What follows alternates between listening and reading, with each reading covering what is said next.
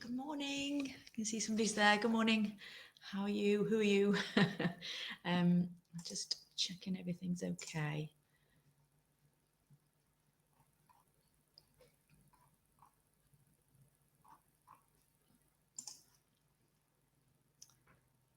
Bear with me.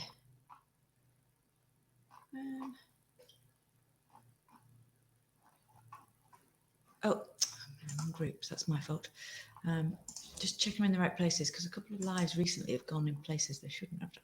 I don't think they were visible, but they turned up there, and so people were saying, "Oh, I can't read that link." I'm like, "Well, you shouldn't be in here at all." Right. That's good. It's in the group. Good morning. Morning, Amy. I see there's a couple of other people with us as well now. Brilliant. Hi, Karen. Good morning. Hope everybody's had a lovely Easter.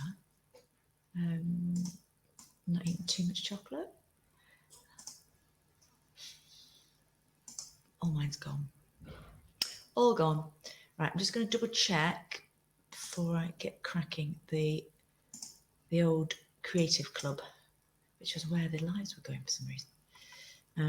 But it's a bit dormant now, so it's not really supposed to be doing that.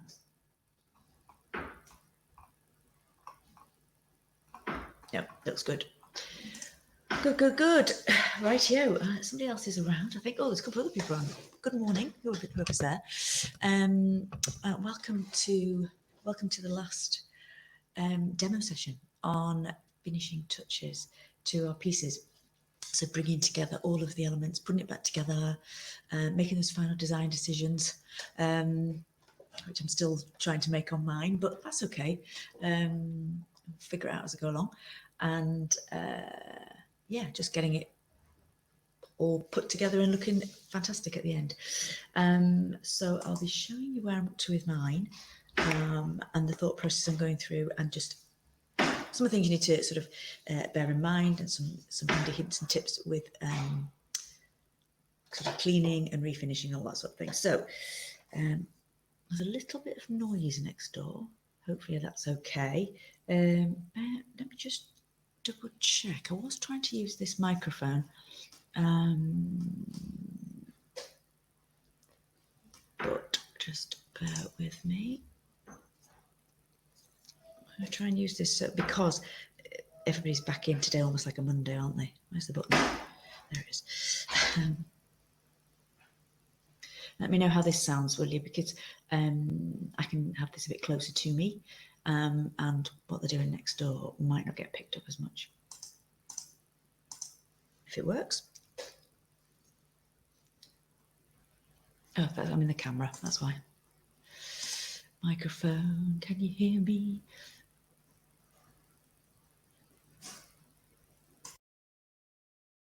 Right. Hopefully that's okay. Just keep me posted as we go through if you get any problems with it.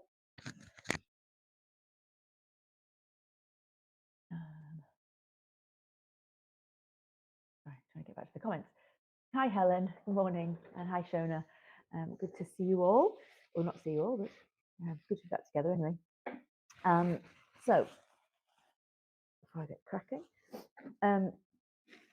today we are going to be looking at, well, some of the finalisation elements of the design for mine, because I wanted to sort of go through the process of restoration and then make some decisions about which bits maybe I added paint to, which bits are sort of accentuating in other ways. So yeah, now that it's all pretty much looking restored back to full sort of colour, I can make some little final decisions. So I'll talk about those, and then I can also plan out what I'm going to do with my hardware. Some of it will be a question of deciding whether I'm going to keep it or update it, and then some of it is going to be a question of whether I can just clean it or whether I'm going to have to refinish it because it's not cleanable.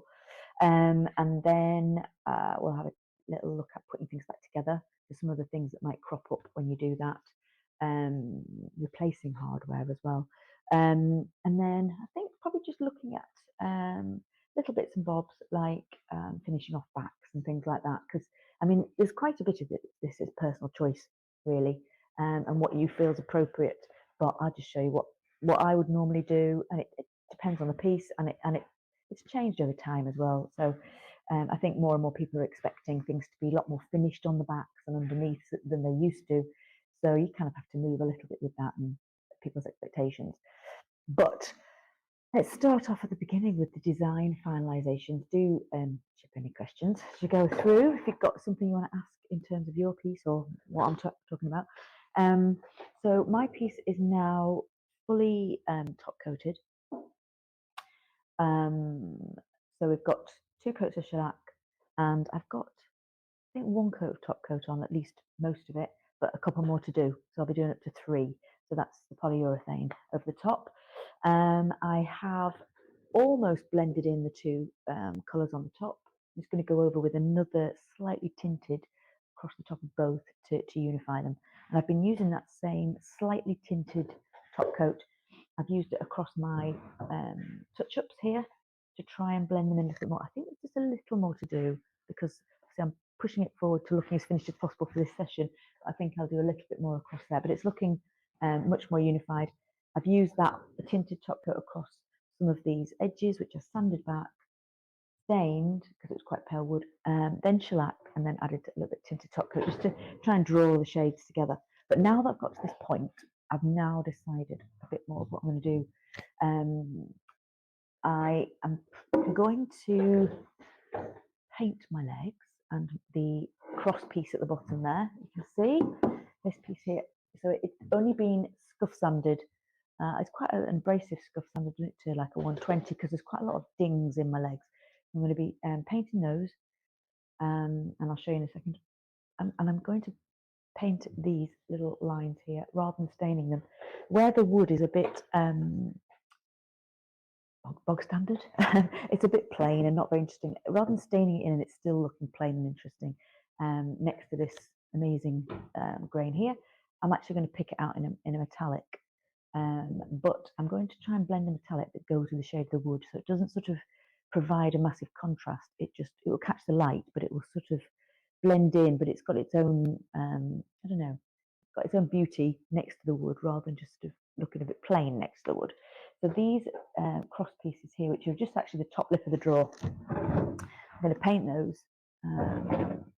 So they have actually been stripped back and they've got shellac on, which is fine. Because that gave me a good chance. That's the great thing about shellac is I can just sort of have a look how it looks and then decide what I want to do. So I could still have stained it, shellacked it, and then thought, no, it needs something, which is what I've done. So those 3 top lips, try not to drop anything on the floor. And then the edges of these doors, they stick out as well. That little rib sort of sticks out there. So that's going to be the same. So you get that little bit of detail. But like I said, it won't have as much contrast as that. I'm hoping to go for something as a custom blend. I'm using this is Robertson's Liquid Metal. This is pale gold. And this is one called Black and Bronze. So I'm hoping to make a kind of warm shade somewhere between the 2 that will sit within this colour range, but not provide a contrast, but just catch the light in a nice way. So that's the thinking. That'll be for the legs as well. We'll do the trims, the legs, and possibly the back of the interior for the top section, which I'm still working on what to do with that in terms of the veneering and stuff. So that's my sort of nearly my final design decisions. The only final one after that is to decide, this is the back of my top section, which actually could just be cleaned and re-shellacked quite easily. It doesn't even really need sanding because there's no scratches on it, so it just needs something to make it shiny, make it look good. So, and that's what I've done for the interior of my sections here, my cabinets. They weren't really scratched. I've just stuck a coat of shellac over, 1 coat, and they've come up beautifully. No sanding needed. And then probably what I will do further to our chat about this a couple of weeks ago is I'll put 1 coat of top coat down the bottom just to stop any stains or damp going through the shellac and leaving marks. So that will just protect the bottom from wear and tear. So it's just to decide if I'm going to do anything on this. It's got a nice wood grain. That's going to sit at the back of the other top section. Do I want to do any design on it? I mean, there's a heck of a lot going on here on the front, isn't there, for me to start playing around with design internally. So it might be a keep it simple, stupid type situation, or whether I just do a plain metallic on the back of this, just to give it that little bit of extra lift. So that's to be decided, as are the handles. So that's what I'm going to come on to now. And I've always got the option of using this particular colour that I create here to refinish handles if I wanted to tie them in. I suppose there's two things to think about with my design. I've got the colour of the hinges, which will usually be brass. I wouldn't try and do them a custom colour because that'd be too fiddly.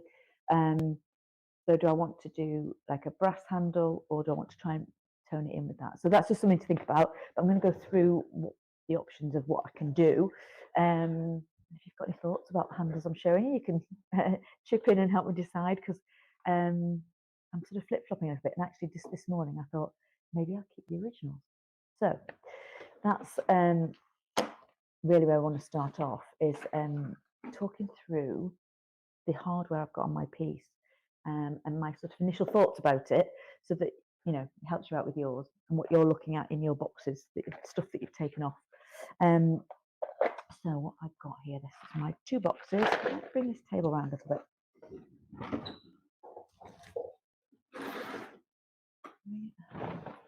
So I've got two boxes for each of my projects. So this is for the utility behind, and so I've got a whole bunch of my absolutely knackered looking hinges. You can see how they're really discoloured. I've got little ones for the top section, and I've got regular sort of size butt hinges for the doors, but you can see what kind of state they're in. Yeah. And then my catches, again, they're in pretty poor shape, and I can't see any metal glinting through that's kind of making me think I'll be able to polish those. So it maybe have to take the refinishing route, and then I've got the little the bit that the catch pops onto, similarly in a bit of a mess. Sorry about that. And the other box is the handles. So I haven't got an awful lot of hardware on here, so hinges, handles and catches.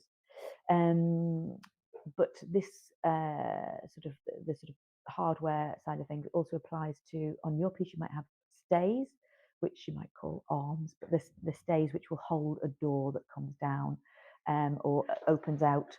So this sort of thing, but there are many different variations depending on which ways the doors open, that are attached to two surfaces. And they obviously have moving parts, a bit like hinges, so we're going to come on to that when it comes to refinishing them. And then things like backplates, escutcheons, rails even. Some pieces have rails in. Think of anything else that I've missed? So I've got to think about, oh yes, so handles in here. So my handles for the original handles for the piece are like this. What do you think? My first thought was like, they're a little bit fiddly, a little bit twee. I want something to go with the more sort of modern look. So they've got small ones for the drawers and the top cupboard, and then the doors have a bigger back plate like this that the handle, slightly bigger version of the handle, sits in. They're quite regal looking, aren't they? And a bit flouncy, perhaps. So there's two ways I can go with it. I can look to modernise, or I can look to 100% restore. So I think in general terms, we're going to look at trying to keep the originals. They're usually more interesting. They're usually really solid, and add to the character of the piece, and plus saves us cost of buying new. So I think we really only want to look at replacing them if they are detracting from the look. You've modernised it in some way, you've enhanced its style, and they're just sort of holding it back, or potentially they're just in such bad condition that you can't restore them. If you don't have a full set, as I know Nadine had on her piece, she had some of them, and they were really quirky, nice handles. And I actually have to have a set of them, because it's quite common, especially with commission work, also where you modernise a piece to take handles off, and so a lot of us end up with sets of handles. So if you have some original ones and you have got a broken one or a missing one, don't give up straight away. You might be able to find some more to go with it if you ask, say, one of the Facebook groups like Furniture Painters Unite or one of the upcycling groups. Look on eBay, that sort of thing. If you're really keen to keep the original look, just because you've got one broken or missing, it's not the end of the world. Not the end of the road. I mean, you can potentially find replacements. And in fact, the other set of handles that I'm thinking about using for this piece, again, opinions welcome, were I had one missing, and actually somebody sent me some, so I've now got about, well, I don't know how many I've got. This what might stop me using them. It's this particular handle. It's more of an Art Deco style handle, but I don't know if a full set of those, 2 on each drawer, 1 on each door. I mean, they've got a lovely sort of waterfall sort of style to them, which I think matches goes with the pattern of the grain. But is it too much? And also, do I have enough? So I need to go to my storage unit and find out, because I've got four I think here, and possibly 8 in my storage unit. So they're an option as well. The other option on my handles to finish off the design, so yeah, let me see, is to go for something contemporary. So like maybe a rod type handle, but not in black, that would just stand forward and not detract from the pattern. So it would just visually not be very obvious on the front, or a cone shaped handle, which is of the period, but perhaps, is it too modern? I mean, I'm kind of into that idea, or a very simple sort of style like that, which kind of, some of the utilities do have these handles with them. So that's the other option. I think it's quite key to sort of choose things that are appropriate to the piece. Like, so I wouldn't go for something really modern like a handle, or really square like that. It's trying to find something that goes with the style and goes with the era, while modernising, but doesn't look too incongruous to the style. I'll just put that on silent. There we go. So yeah, having those thoughts about it, and how you're going to change the sort of look with your handle. So where was I going next?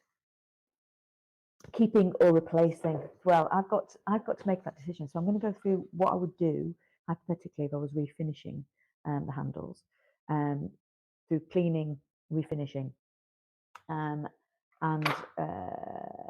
show you how I would do it. There's more than one way to do this. There's lots of people have their own little sort of secret recipes. So this is just what works for me. So you might have some favourite products, or have done this before. So you know, it's all personal sort of thing.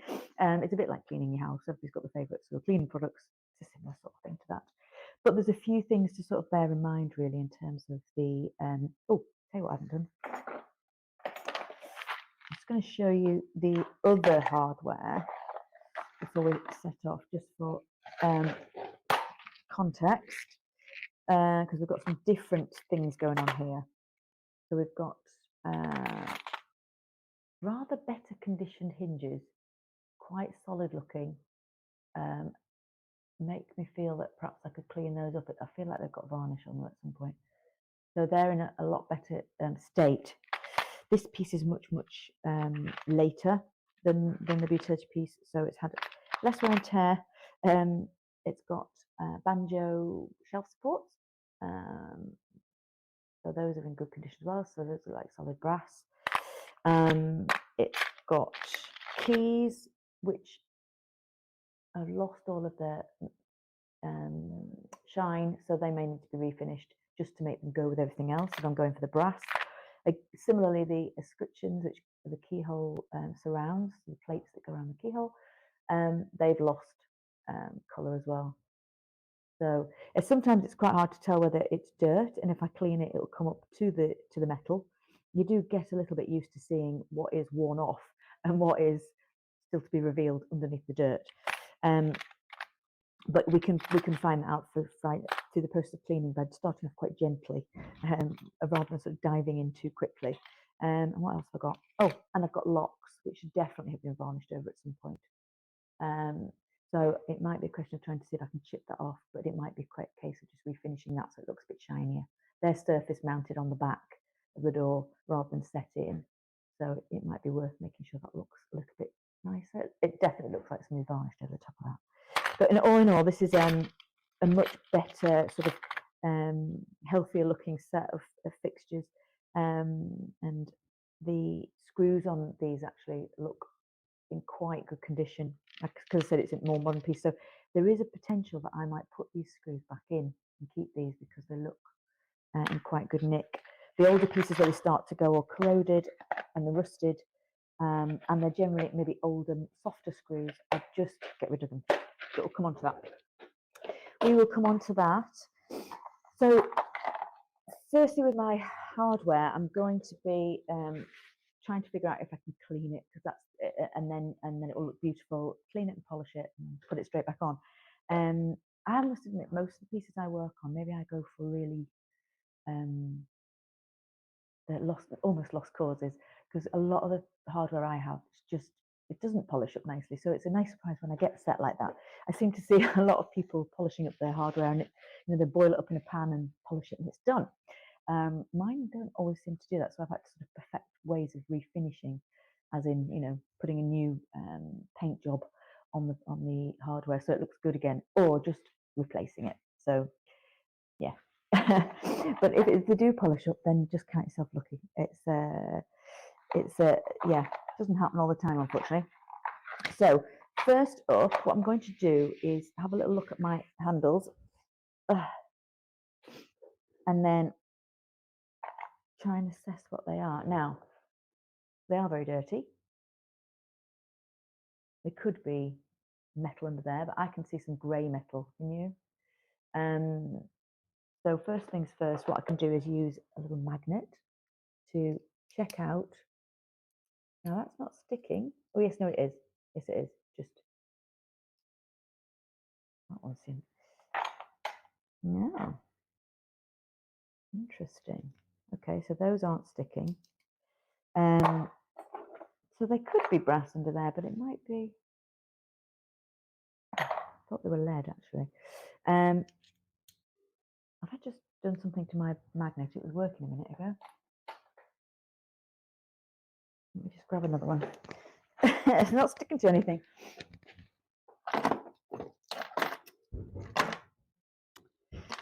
And this one with everything stuck to it. How very strange. Right. Oh. There we go. There we go. There we go. Finally got something to stick to it. So essentially, what I'm trying to figure out using a magnet is what is brass and what is not. So this is not brass, because brass is not magnetic, basically. And a lot of our handles are going to be either a brass, or some of them are iron, some of them are stainless, some are steel. But we kind of need to just be a little bit careful with sussing out whether something's brass or another metal in terms of how we sort of refinish it. So one of the really popular methods for refinishing hardware is to use an acid. Particularly effective way to use it is either make a paste with like lemon juice and salt and rub that on and leave it, or some people like to use vinegar and salt and put it into a pot and boil up the hardware, and that just really lifts all the dirt out of the details, which is really, really effective, because then you can just give it a little bit of a scrub afterwards and get that dirt out. But you have to be quite careful with brass in itself, because it can turn pink. And I've had quite a few instances of this, so it kind of made me stop boiling up my hardware, just in case it turns pink. So if it's brass and it doesn't stick, so this sticks, so it's something else. So I could boil that quite happily and know that I could clean it up, and then I could polish it afterwards. It actually looks like it might be bronze, that, because of the pinkish tinge to the metal. So so brass is a copper and zinc alloy, so the two metals together and then bronze is a, let me remember myself, copper and tin alloy. And so that is a slightly pinkier colour. And so when brass gets corroded or when it gets exposed to acid and the copper oxidizes, it can go pink. The zinc starts to sort of dissolve and leaves like the pink on the surface. So that when you've got fully solid brass, you can actually polish away that pink, and that's okay. But if it's brass plated, you're going to polish away that brass plating and you're going to have a base metal. So you're going to end up having to sort of refinish it anyway. So if it's solid brass, I would then think about using that. You could put it in a pan and boil it like you could with something that isn't brass. But if it's brass plated, I would suggest that you are a little bit more gentle with it if you're trying to maintain that brass look. So let me just get this down here. These are solid brass, I think, although they seem quite thin. These, because I said they're grey, I don't know what metal is underneath there. So I'm going to do a little bit of cleaning on them gently. I'll just start gently and then I'll get a little bit more abrasive with it. But this, I say start gently. So if it's brass plated, it will be magnetic because brass is not magnetic. So solid brass, not magnetic. Brass plated. I'll try one of my hinges, for example. I've only got a little magnet. There you go. So that's brass plated. So we know that's a brass hinge, but you can actually see in the light a little bit of pink there where the copper has started to come through. So I would want to be really careful with something like that that's brass plated and not scrub it too hard, because then I'm going to lose that shine. However, they're in such a mess, I'm not going to worry about it too much because I don't think I'm going to be able to salvage the copper brass there. But if you've got a brass handle that looks, just seeing what I've got, that looks where you can see the shine and you don't want to lose that coating, you're going to take it really, really gently. So when I first started working with these, I didn't really know what they were. So I just had to be really careful with it. So I would grab a nylon brush or a sort of plastic scouring pad, so not anything too abrasive initially, and then build up to that. Let me just get these things up way. I'm going to do, yeah, let's just do one of those as well. And then I use my barkeeper's friend, which we had out when we were talking about lightning wood because of the oxalic acid that's in it. So I use that. Some people use the pink stuff. There's, like I said, there's quite a lot of stuff out there you can use. I just find this very effective and a good all-rounder to have in. But what I do is I take the powder, put it in. Comes up through the top actually. Put it in a container. Grab some water. I thought I had some water, but I must have forgotten to get some. Let's just put it in that tray.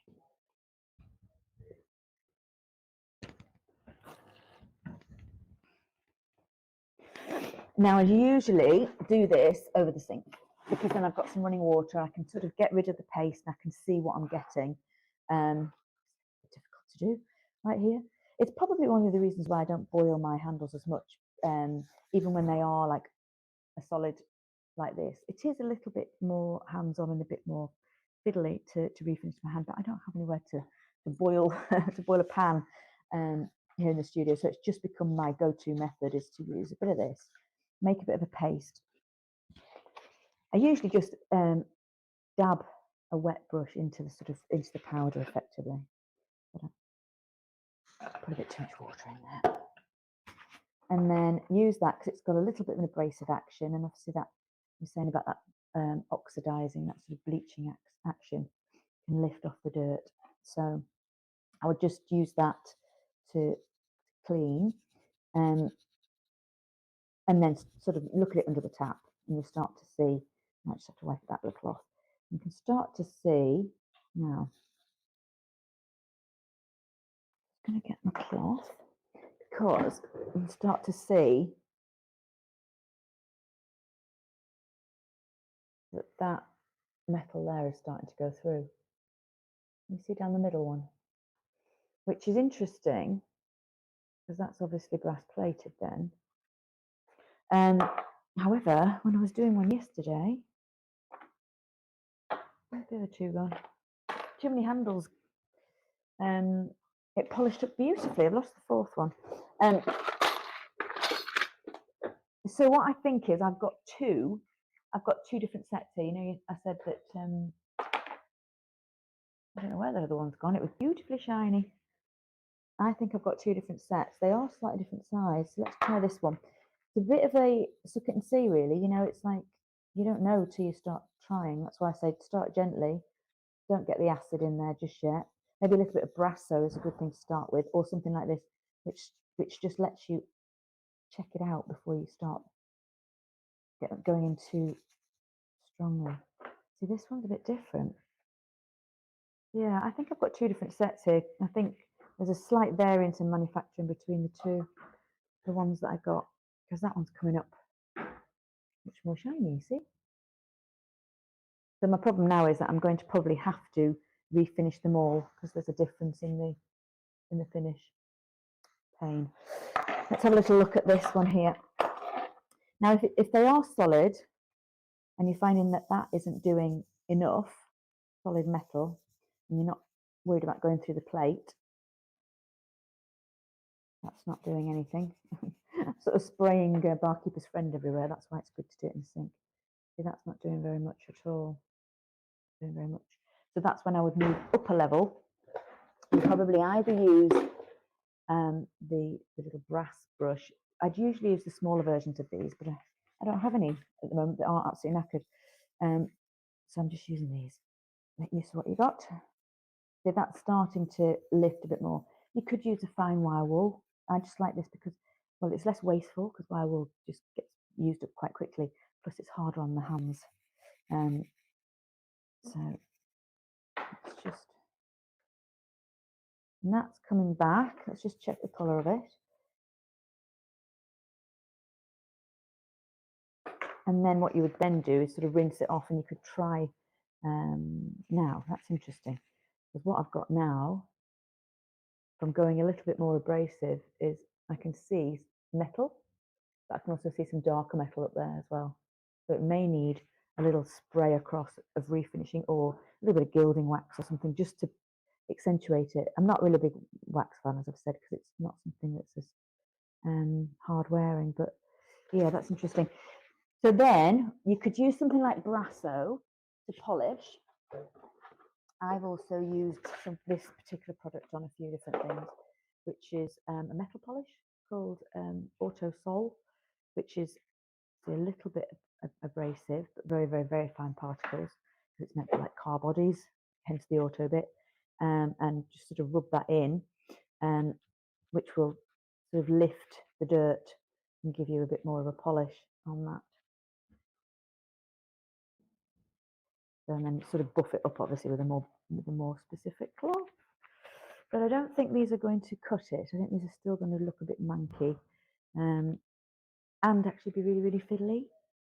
So what I might just do is skip to the refinishing stage once I've cleaned the whole thing. Yeah, you see, it's not too bad. Good look. If I wanted a more antique look, that might look okay, but I think I want something that looks quite crisp and refinished. So what I would then do is I would you could either use a spray or you could use a paint. But first of all, I'm going to fully clean it, and then I'm going to use probably the brass brush and use that to abrade the surface so that it actually gives me lots of little scratches and creates a key for the paint layer to stick properly. Because the metal is quite shiny, I need to kind of just cut the surface a little bit. So that's what I would do to refinish the handles. But if I was going to be doing the hinges or the stays, same sort of thing. I'd want to clean all the dirt off. So probably just get in there with the brass brush, clean them back. Same with these. What I would do, I'd just use the brass brush to get this dirt off. And get them as smooth as possible, get all that corrosion off. Then I would use a special primer to help the paint to stick. So that would just give me a nice smooth surface. Certainly not giving me any shininess. So yeah, get them clean, get them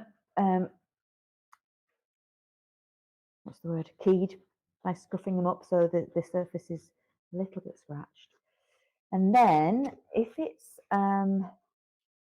mostly for my hardware, what I'll use these days, I'll use not that one. There it is. So I use an etch primer. There we go, etch primer like that. And what that does is it basically it eats into the metal. So when it says etch, it's exactly what it's doing. So by I usually put on a really good decent coat and leave it overnight so that it can really get itself a good hold on the surface. I haven't found, even though some sprays say they're direct to metal, that they are very robust and that often handles can still scratch. So you know, some of the sprays that I've kind of gone through a process of trying different sprays out and eliminating ones that afterwards you go back to it and you can just scratch it off. And obviously that's not going to look good long term. So I usually get like a box like so, line up all my bits and bobs in there, and then I would spray them. I've got something that I want to spray overnight. They need a lot of shaking to get this going, but and as you see, it's like a grey primer, like so. So I'd obviously spray all of my elements like this, and then after that is dry enough, I'll then turn them over and move them so that the exposed parts all get primed. Maybe sit them in a different position and prime them before I then put my my chosen finish over the top. It's particularly important, I think, with things like stays that move, parts move past each other, and hinges again, where you've got those two barrels sliding past each other to make sure that you use something quite hard wearing and you use really thin coats to make sure that they're obviously not going to wear off, and to keep moving the item so that you can get to the parts that obviously so you can get your prime on all the parts basically. So then I will use a various different things. So I'm quite into plaster coat project enamel at the moment. I'll put some links up to the things that I am using. Just started using this industrial black, and so you want to be using black for your pieces, and Superdex spray paint. So usually once you've got your primer on, you just need a really sort of hard wearing spray paint. And the good thing about it gives you really even thin layers so that you don't end up with any brush strokes, and of course you don't end up with anything clogging in especially in the pieces that move. If you do want to do a coordinated set of handles, like if I wanted to do handles in this colour, I wouldn't then necessarily do my hinges and other moving parts in that, because it would be too thick, there'd be too many coats of paint. So I'll have to decide and maybe coordinate the colours so they're similar to each other, but have my my hardware like hinges and other things. I'm trying to think what other things I haven't got, but the things like stays and locks and sort of thing are in a more sort of traditional metal colours that I can get from a spray. And if I want to do something decorative on my handles that need the paint to coordinate with the other paint trims, then I would use add scuff sand, and I might use you could use Fusion Mineral Paint Ultra Grip, which allows you to paint onto metal with your paint. So if you want to coordinate your hardware with the paints that you've used on your piece, you could use that to prime first. So if that dries overnight as well, then you can paint your metal. And depending what paint you use, you might want to use a top coat on that as well. And that can be really robust and resilient, but I just wouldn't use it for the other kinds of hardware. And even like catches where things are popping in and out, and you know, this sort of thing, I would use a spray. So because you know there's going to be too much paint to chip off otherwise. So these sort of things would all go into my box. They'd all get a little bit of a clean, get the dust off, a little bit of a scuff with the brass brush, get the primer on them, and then spray them up so that everything's the same sort of colour. That also includes, if I've got them on my piece, things like the Domes of Silence. So those are the little bolt covers, nut covers, I should say, that go on behind your door. That'll be on the back. So I would basically get everything I could as colour coordinated as possible, so that you don't have the odd screw here that's silver, or the odd, even like the back of the screws. You know, being able to change the colour of these to match the hinges and etc. Because a lot of them over time obviously lose their colour. So yeah, that's probably the easiest way to do it, is to prime them all up and to refinish them. Sometimes you've just got to replace stuff though. You know, the stuff you've got is not in the greatest shape, and it's going to be more resilient, obviously, but it can involve a bit more work and obviously a bit more cost. There's a sort of sliding scale. Can we clean them? Can we just top them up? Do we have to refinish them completely? And then sometimes we have to replace things. Just the nature of the beast. So in terms of the piece that I'm working on, I might decide to replace the hinges because of the state of them. They may, rather than having sort of all of them refinished, it might be better just to replace them. But I'll just put the lid on that actually. Yeah. But let's just make sure that I've bear with me, lost my train of thought a little bit there.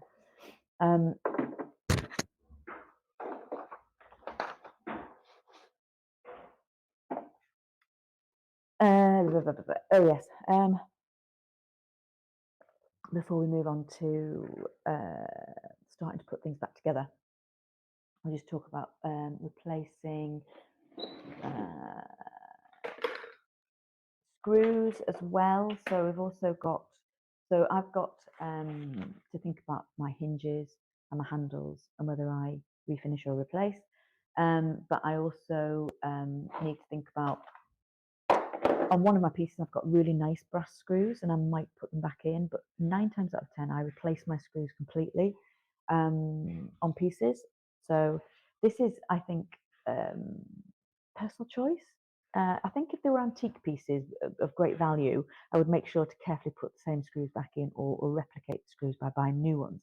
But because we're modernising these pieces and changing the look and bringing them more up to date, I think there's an argument for it. But you know, everybody should have their view on it. You know, I'm not enforcing this.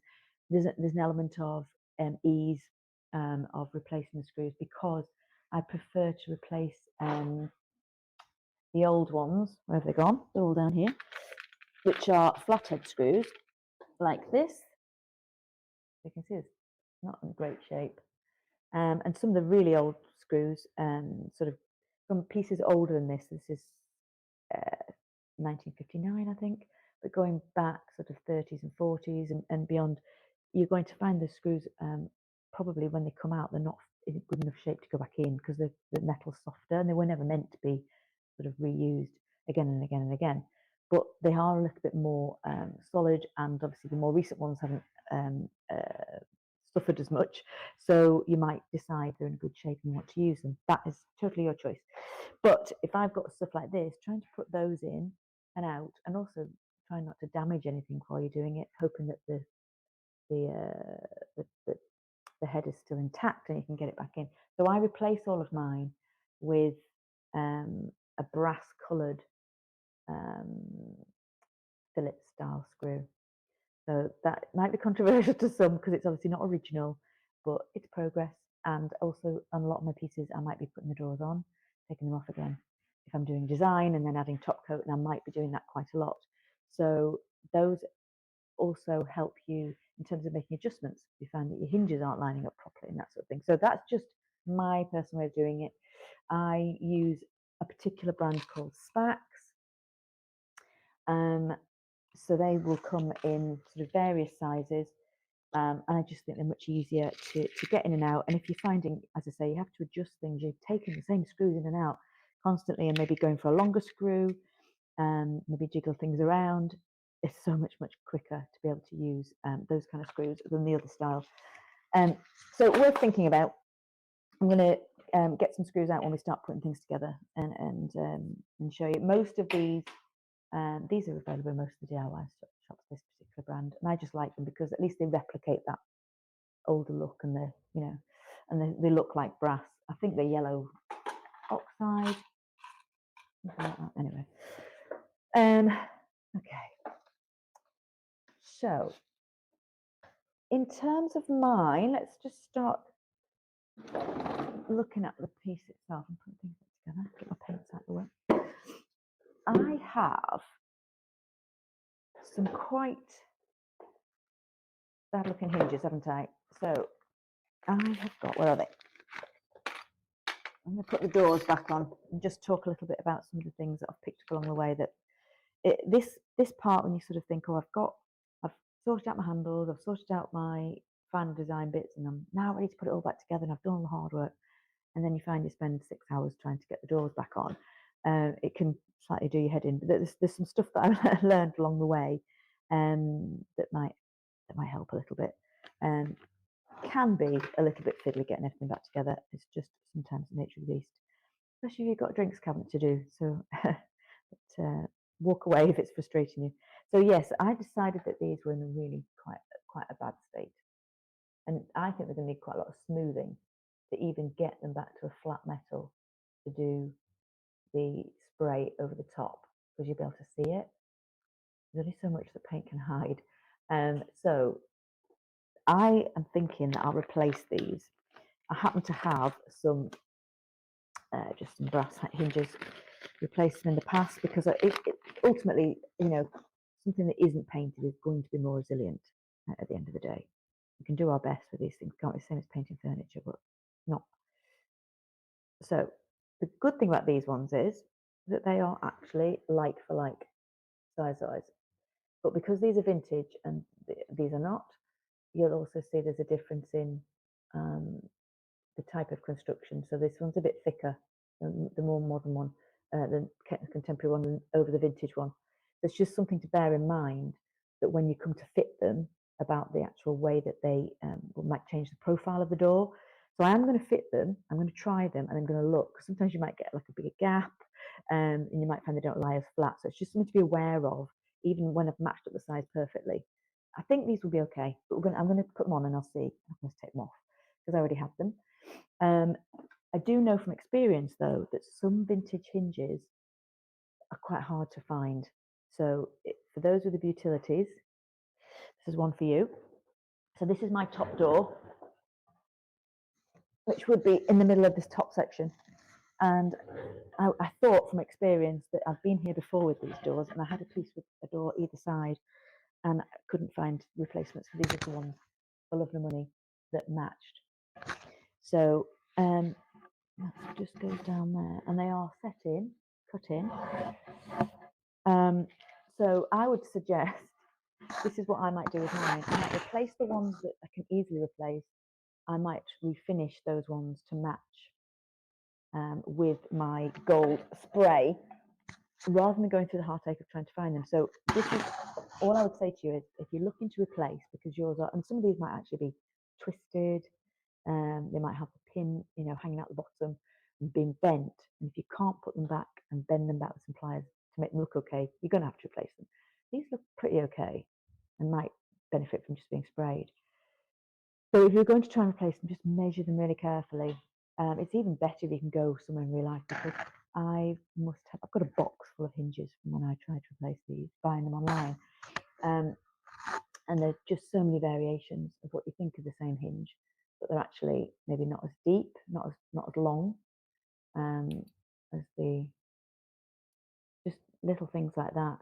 You can see the metal's thicker on the more up-to-date ones. So there's so many different sizes. So be aware of that.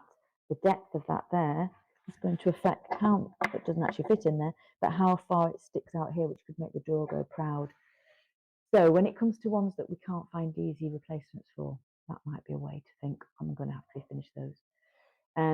I could do the whole set, you know, that's another option. Never got any more. Yeah, got loads of these particular ones. So that's just something to bear in mind. That one sits a little bit flatter. So what I ended up having to do with these ones, because I decided I was going to, on the piece that had 2 doors like this, I decided I was going to refinish, not refinish, I was going to replace them, is I ended up having to cut holes deeper, so use a little chisel to make the hole bigger, and then I had to actually also fill it in to make it not as wide. So that was fun. And that's what we kind of want to avoid if we have to, is cutting new or filling in gaps for hardware if we can. If anybody's got a lock that they need to like replace, perhaps you haven't got a key for your lock, that's another time where you hope to find something that replaces it, so you can just slot it in. Where that would, mine are surface mounted on my piece, so that's okay, they just literally sit here. But if they've cut a hole, say in a bureau or in a, you know, on a door, they've cut a hole with a slot and they need to replace that. Again, like the hinges, you just need to get very precise measurements. And so you can find on eBay, in particular, you can find vintage locks and keys replacements. And you need to be really sort of specific about where the keyhole is, measure in from the edge, and make sure it's the same way round and it opens on the same side. So it just be really, really go over the listings with a fine tooth comb, because trying to replace them means you're going to have to probably cut or add some wood in and refill the hole. So yeah, they're just something to be aware of. You can get skeleton keys for these locks, and some people buy big bunches of keys on eBay and the like, and find, or vintage keys even in charity shops, and find that they work. I haven't had such luck. Unfortunately, and find that skeleton keys generally haven't worked for me either. So, but there are a couple of options to try if you really, really want to try and restore the locking mechanism on something to full working order. So let's get my door back on. Where's the hinges gone? There we are. Oh, I've got a question. Yes, actually. Sorry, I just missed that question. Where's the mask? Where's the mask gone? Yes, as Amy said, she had problems replacing hinges because the metal isn't as fine. So it's something to be aware of. You can, if you need to, take a little bit of a depth out of your hinge notch there, whatever you would call it, to allow it to sink further in. But obviously these are things that we don't want to have to do unless we have to do them, if you know what I mean. So let's just see the difference on this. If I install it with the slightly thicker one, it's surface mounted on here, so that should give me, but it's just, it might make a bit of a gap looking in from the side. So let's just, I'll bring you in a bit closer if I can. That means I've got all this stuff all over the floor now. So we can do some putting back together. I think hinges tend to be the thing that drives most of us potty. It can be very fiddly. And there are certain things that can kind of happen on the way. Where's the door gone? So what I tend to do is put them on the door first. And I'll have to do this here in front of you because I've got stuff all over the table. Maybe I can rest it on the table. Hang on. And I'm going to remember with the butt hinge, there's different kinds of hinges. There's cranked hinges that go round the corner, and there's butt hinges like this that close to make a butt that sticks out. The butt goes out. But the key thing here is if you're going to replace some screws, like me, is to make sure that they sit in. Make sure they sit in those little recesses there where it's been countersunk for the screw to sit flat. Otherwise, your hinge won't close, which might make your door sit a little bit adrift. So I generally use 3 different sized screws. So I've got the 3 here. I don't think I've got all the same length, have I? Probably not. There. So the first number, 2.5, 3.5, is the size of the head. So these are the ones I probably use the most in the putting together furniture. So 2.5 is the smallest head, and then 3 and 3.5. And then the number on the right hand side is the length. So 10 is really small, little screw. 16. So I tend to use probably, let's turn over, tend to use 12s and 16s the most. There is no 14. I don't know why. And sometimes I really wish there was, because the 16 sometimes is a bit too long. And you need to sort of obviously gauge what you're putting the screw into and make sure it doesn't come through. Sometimes I have my thumb on the other side of it, sort of making sure it's not too long. But you really want, obviously, it to be as secure as possible. So if I can get a 16 in without it obviously protruding through, I will, because it's just going to be more stable. The 10s are probably just used for things like catches that don't need to be sort of as deep because they're not load bearing.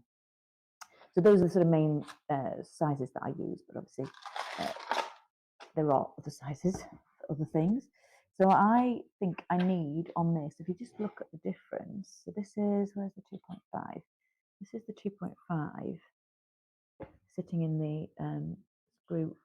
It's this side, you see that? It's just sort of sitting, I'm just going to use 2 hands a little bit.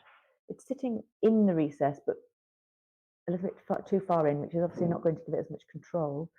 And then if I put in the 3.5, which is the biggest one, you see that it actually is sitting proud of the hole.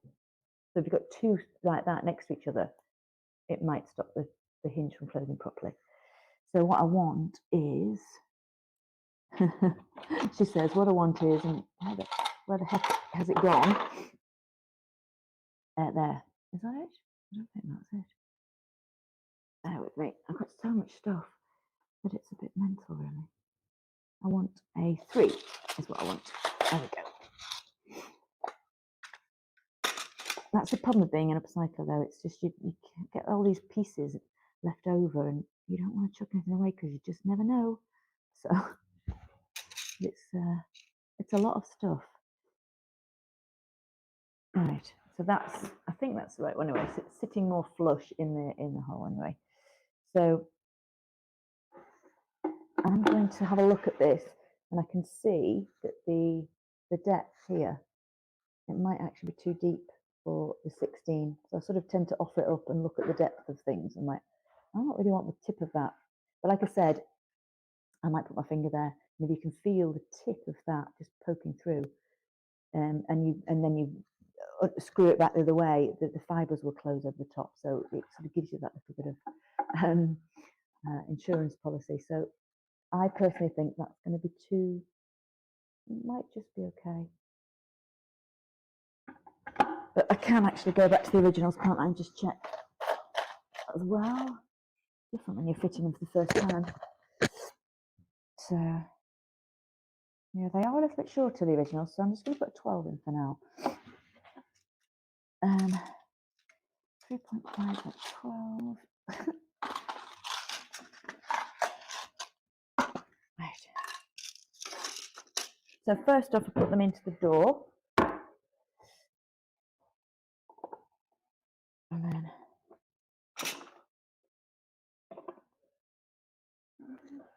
maybe. Oh, this is moving. It's a bit wonky. I seem to remember these ones because it's a curve. The screw slot is on a diagonal, which is a bit disconcerting to look at, but it's okay.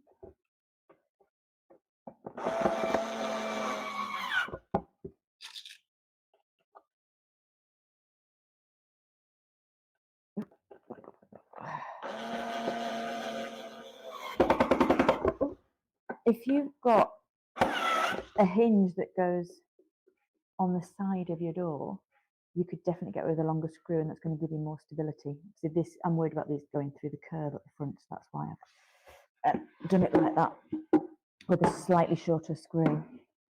This one in.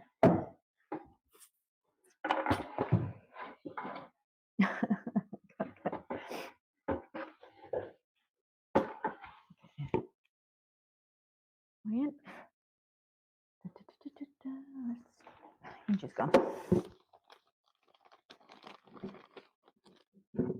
I'm just having a go at these for the purposes of what we're doing here, but I think what I will do is I will refinish the originals and just see what they're like, because if they're going to go in the bin anyway, I might as well.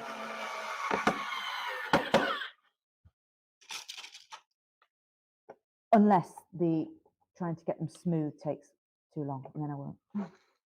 That looks like a 3.5 that's snuck in the box.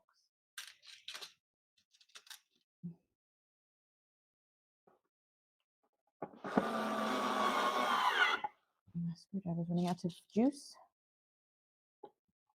And then that one. Oh, fingers and thumbs today.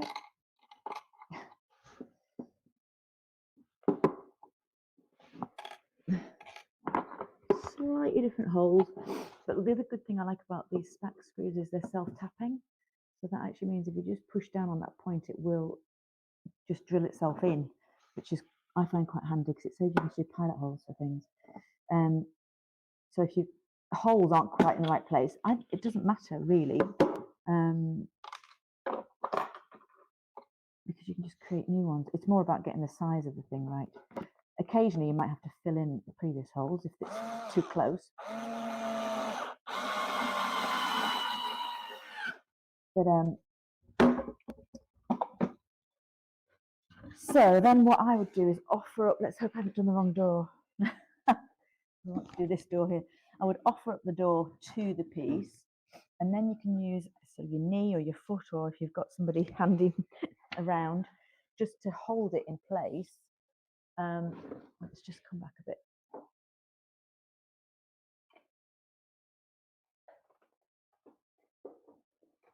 While you're working with it, like so. I find that easier than trying to sort of hold the item and attach it to the, so I can just get it into position. And I'll usually start with the top screw. Let me find, I'm going to use a 3, but I'm going to use a 16 because I've got all that thickness to go into there, so that'll give me more, 16 millimeters more. As if I can find some.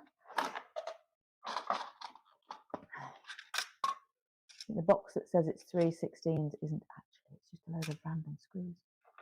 So let's have to wing it. So one thing that can help, let's just get the top one in first.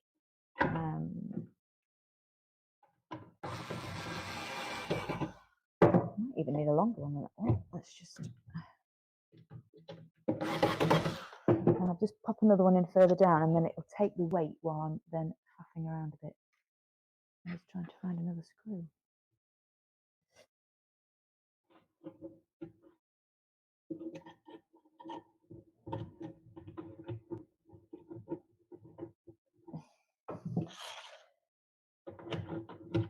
Ooh.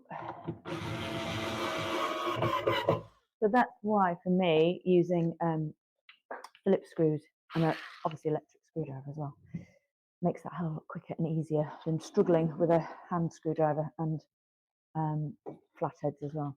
So let's get that lined up. Give it a bit of pressure to push that one in. Screwdriver's running out of power. And then I can put the rest in. And then, of course, you want to check your, right, there you go, that's really interesting. That's real world discovery. So let's just go by the door and we'll have a little look at that together.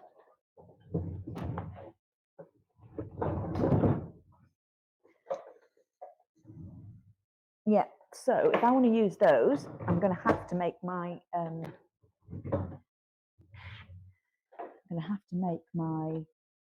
recess here bigger because it is thicker. on the edge. So you can hear just struggling to turn properly inside that hole. You might even need to make a little bit of clearance top and bottom, but it needs a bit more thickness there. So not as bad at the bottom, but it's not moving quite as well as it could. The gap's actually smaller at the bottom than the top, which is strange. That's strange. Anyway, so probably what I'll do in that instance is I will get my other hinges cleaned up, refinished, and try those on first before I go to the extreme of having to cut these down, because that's sort of only if you really have to would you going to start to chop into the door and make something as drastic as that. So that's interesting to see, because and it's worth going through, because it feels like sometimes the easy option, and I'm sure in degree having been there too, that you think, right, I'll just get some shiny new ones, and I had these to hand obviously, but you can see some of the pitfalls with it, that they're not like for like. A lot of these places will take these back though, so you can always give them a go, and if you don't find it doesn't work, but yeah, I'm going to stick with my originals for now and see, and hopefully I don't have to go to that extreme, because that's too much work and too much scary stuff as well. Some of the things though to bear in mind with your hinges, that if anybody else has got any little tips and tricks along the way, that would be good to share, is that often when you close your doors, you find they don't align properly. And so a couple of things that can help, if you're finding that they're sort of hanging too low, is to put a longer screw in the top one of the hinge, which can then help keep it up, sort of give it more power and pull to keep it sort of upright. Another thing you can do is, if you're finding you need to sort of slightly change alignment, that can work as well, is to add a little slip of card behind the hinge. So that might take a little bit of fiddling around with, but your screws would go through it, so it'll be a little sort of rectangle of card behind there, and that could just ever so slightly lift your hinges up and sort of change the alignment. So yes, it's a bit fiddly, but that can help sort of bring the doors into alignment. I have even been known to actually just literally put a little bit of weight on a hinge to pull it, to help it align a little bit better as well, because it happens. But the other thing to say is, the first thing to check though, if you are finding your doors when you put things back together either catch or aren't popping back in, you thought, well, that was fine before, is just to check the floor that it's sitting on as well, because often the piece can just ever so slightly shift in the sort of carcass, and when it's on a different sort of surface, can throw it out and stop it closing the way you'd expect it to. So move it around a little bit, and just check that first before you spend ages faffing about with your hinges and driving yourself a bit mad. The other thing that sometimes has happened to me is that I've found that a sort of a piece has warped. And I've had cabinet doors that have gone back together, but not gone back together, because one of them is actually bowed in the process of being refinished. So it's got wet in the process of being stripped and top coated. And so from that purpose, I've had to actually take it apart and then use like warm, wet towels, unfortunately, to try and bend it back. So I've been fortunate enough to be able to do it on the back of these things in the past. I've not had to actually deal with putting it on top of a design, which would be a bit of a pain. And then putting weights on top of it and leaving it can help the fibres of the wood sort of settle back to where they were supposed to, and it can take some of that warping away. Thinking about any other signs.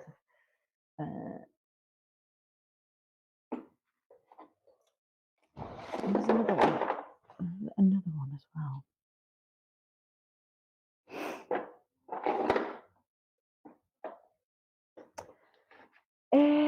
So where am I up to? So I'm going to go back to my original catches. I will and hinges. All of my catches will get the same treatment before they go back in. Just need to decide on the handles and what I'm going to do with those, really. Whether they all go into the mix as well, and we spray them up, and we go for some of the original style. Thoughts?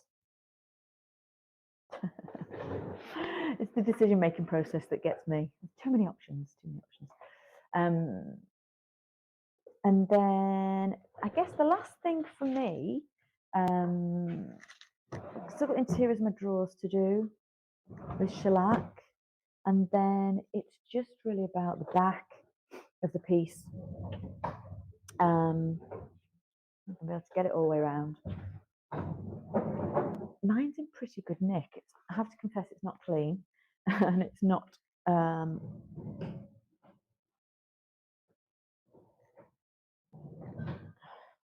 But I think once cleaned, it might be a question of just using stain to. It might be a question of just using stain to tidy it up. We'll give it a proper clean. So I have a sort of a sliding scale, really. I mean, if it's looking a bit discoloured and a bit dusty, a coat of stain or a coat of shellac over it can just tidy it up. But if it's really discoloured and you're trying to sort of make it look neater, is just to add a quick coat or two of paint in something simple like black, just to finish it. And the same with some of the underneath as well. If it is, very sort of discoloured, is maybe just put a little bit of stain on it or a bit of shellac just to tidy it all up. But I don't think this is too bad actually. So I'll be painting this bit and the legs here. But I think the rest will just be tidied up with a really dark, maybe a dark espresso stain or something like that. You can see I haven't done the sides, but we don't talk about it. But we're getting there. So, slowly, surely.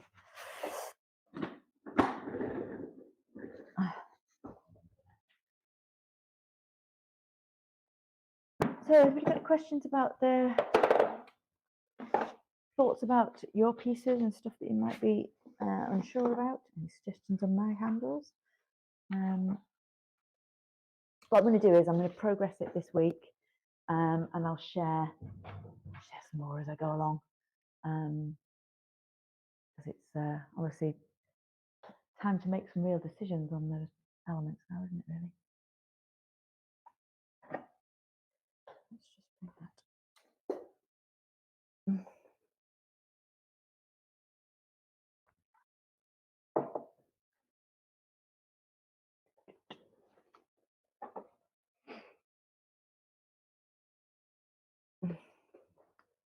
Anyone for anything? I don't know where everybody's up to.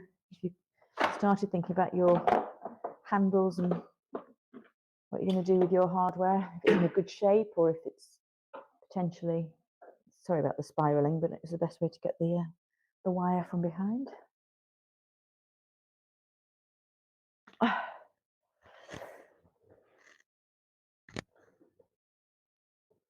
are we doing? And then I will also be updating you as to the progress with the veneer pieces. The doors are just about put together for the other piece. I'm working on the reproduction one, but I'm still waiting for the replacement veneer to come. So that's another video that'll get dropped in this week.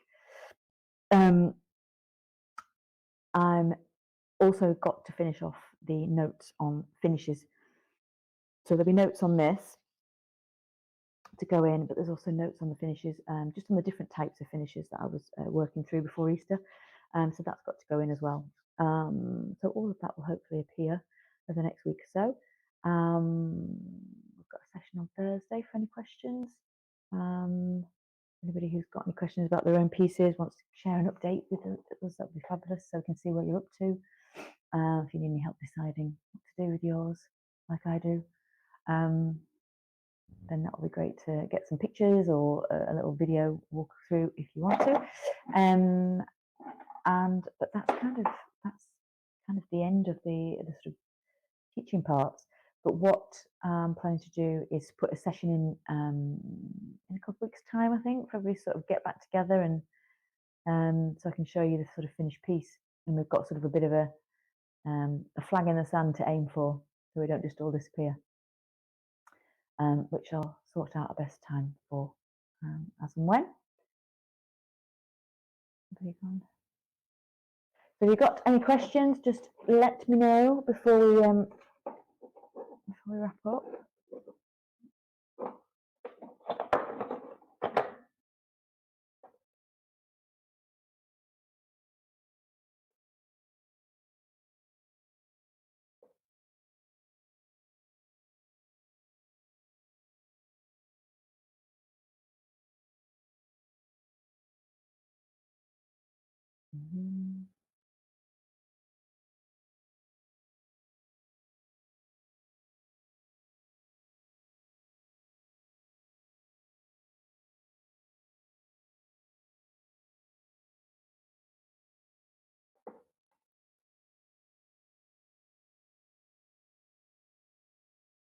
Great stuff. Okay.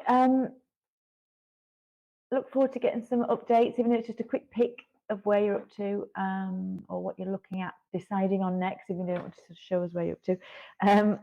Just so I can see how everybody's getting on, and if I can help in any way. You know where I am. Righto, enjoy the rest of your day, and have a good week. And we'll see you on Thursday night, hopefully. If you've got some questions or things you want to chat about or look at in a bit more detail, that'd be good to see. Okay, catch you all soon. Take care. Bye now. Great stuff. Thanks, Helen. I'll catch up with you all soon. All right, thanks. Thanks, Shona. Thanks, Amy. Thanks, Karen. Bye for now.